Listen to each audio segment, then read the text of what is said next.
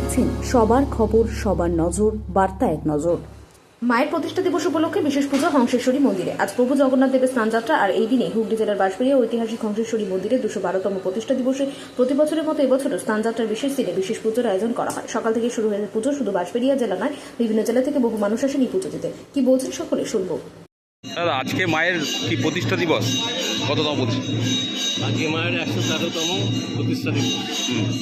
এবছর 12 বছর প্রতি 12 বছর অন্তর আমাদের অঙ্গরাগ করা সমস্ত মূর্তি, 12 বছর পর আমাদের অঙ্গরাগ করা হলো।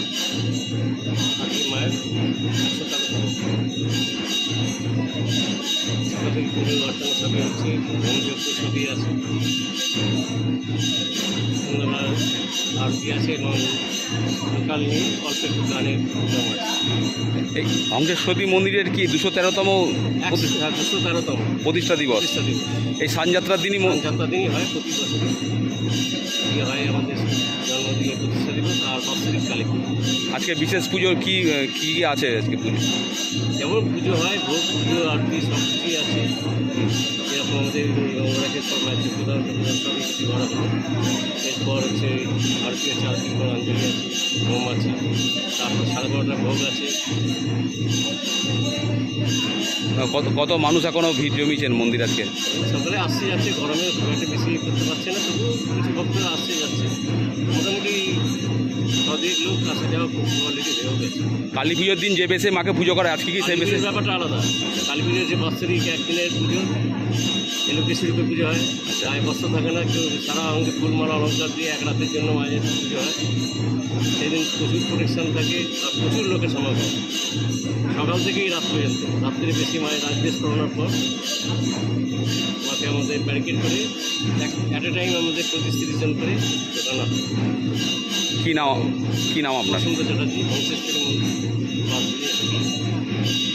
দিলেন মন্দিরে আজকের দিনে কেন দিলেন পুজো?